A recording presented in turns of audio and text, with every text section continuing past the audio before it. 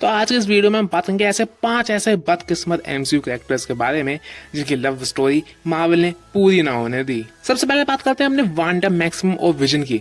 MCU history में अगर सबसे ज्यादा ट्रेजिक और पेनफुल कोई लव स्टोरी रही है तो वो इनकी है, लेकिन मार्वल ने इस ट्रेजिडी का इतना ओवर यूज किया कि एंड में रोमांस का एसेंस ही खत्म हो गया।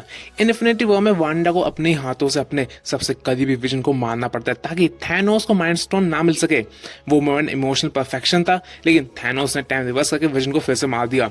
इसके बाद वांडा विजन सीरीज आती है जहां वांडा अपने गम में पूरे टाउन को इंस्लेव करके एक फेक रियलिटी और विजन का क्लोन क्रिएट करती है।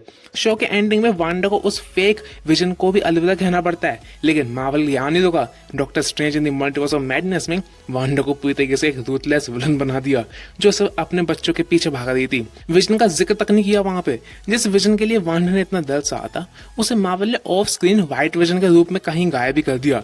वांडा की पूरी कैरेक्टर आर्क को रुइन कर दिया। दूसरे नंबर पे अपने पीटर पार्कर और एमजे। टॉम हॉलैंड और जेंडिया की ऑन स्क्रीन केमिस्ट्री ने स्पाइडरमैन फार फ्रॉम होम और नो वे होम के पहले हाफ तक आपका दिल जीत लिया था।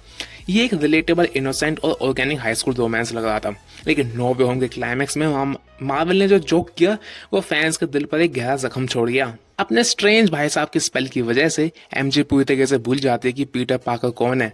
फ्रेम में इमोशनल वेट जरूर था, लेकिन प्रॉब्लम इसके बाद शुरू होती है। पीटर वादा करता है कि वो एमजे के पास वापस आएगा और सब याद दिलाएगा, लेकिन कॉफी शॉप वाले सीन में वो पीछे हट जाता है। मार्वल ने 3 फिल्म्स तक बिल्ड किए गए इस प्यारे रिलेशनशिप को एक ही झटके में इरेज कर दिया। और सबसे बड़ा डिसअपॉइंटमेंट, इस इमोशनल सेक्रीफाइस को आगे जाकर ग्राउंडेड रखने के बजाय अगले प्रोजेक्ट्स में मल्टी कैरेक्टर कैमियोज और म्यूटेंट केओस के बीच एक कैजुअल सबप्लॉट बनाकर छोड़ दिया गया। एमसीयू ने इस ट्रेजेडी को वो रिस्पेक्ट नहीं दिया जो इस आइकॉनिक प्लेयर को मिलना चाहिए था। भाई तीसरे नंबर पर है मार्वल की सबसे पहली और iconic love story, Steve Rogers and Peggy Carter. Captain America the first Avenger में आई ओन यू अ डांस वाला लाइन सिनेमा हिस्ट्री का एक क्लासिक रोमांटिक मोमेंट था, लेकिन मार्वल ने अवेंजर्स एंड गेम के क्लाइमैक्स में इस लव स्टोरी को पूरी तरीके से इलॉजिकल और मैसी बना दिया। एंड गेम के एंड में Steve Rogers infinity stones return करने जाते हैं और पास्ट में जाकर पैगी के साथ अपनी पूरी जिंदगी बताते हैं। सरफेस पर ये एक हैप्पी एंडिंग लगती है, लेकिन अगर आप लॉजिक और कैरेक्टर आर्क के हिसाब से देखें तो स्टीव रॉजर्स के कैरेक्टर के खिलाफ था। चौथे नंबर पर आती है एमसीयू की सबसे वियर्ड और ill conceived love story, Bruce Banner यानी हल्क और नताशा रोमानोफ यानी Black Widow. Age of Ultron में जॉस व्हीडन ने सडनली एक रोमांटिक एंगल फोर्स तरीके से इंट्रोड्यूस किया। हल्क को शांत करने के लिए नताशा का लुल्लाबे वाला कॉन्सेप्ट तो फिर भी ठीक था, लेकिन उनके बीच का फोर्स रोमांटिक डायलॉग जहां नताशा खुद को ब्रूस की तरह मॉन्स्टर कहती है, फैंस को बिल्कुल हजम नहीं हुआ।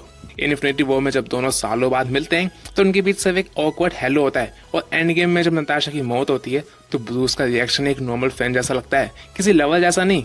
और भाई 5वें नंबर पर आते हैं अपने थोर और Jane Foster. Thor the dark world और थोर में क्रिस हेम्सवर्थ और नेटली पोर्टमैन की केमिस्ट्री एवरेज थी, लेकिन उनका रिलेशन एमसीयू का एक मेन पिलर था। लेकिन थोर रैग्नारोक में मार्वल ने एक ऑफ स्क्रीन जोक के जरिए बता दिया कि हमारा म्यूचुअल ब्रेकअप हो गया है। एक मेजर एमसीयू हीरो का लव स्टोरी एक ऑफ स्क्रीन जोक बनकर रह गया। लेकिन भाई असली डिस्ट्रक्शन हुआ 2022 की film Thor love and thunder में।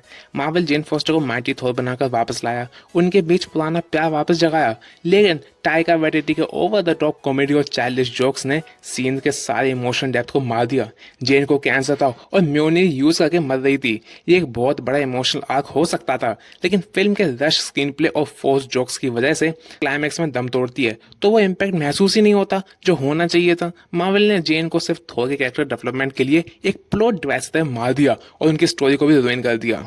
तो दोस्तों ये थे वो 5 एमसीयू कैरेक्टर जिनकी लव स्टोरी को मार्वल ने bad writing, timeline plot holes और फोर्स्ड कॉमेडी की वजह से पूरी तरीके से रुइन कर दिया। आग बस आपसे लिस्ट में सबसे बड़ा डिसअपॉइंटमेंट किस कबल का था? क्या आपको लगता है कि पीटर एमजे को वापस एक साथ आना चाहिए या स्टीव रॉजर्स का पास में जाना सही था? मुझे कमेंट्स में जो बताना, और अब क्या आप इसमें टोनी और पेपर को भी ऐड करना चाहते हो यही बताना। तब तक के लिए God bless you all and जय हिंद।